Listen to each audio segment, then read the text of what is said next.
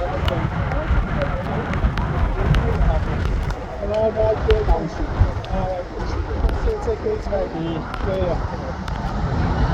we go, guys. Nice one. Get to 1-0. 57.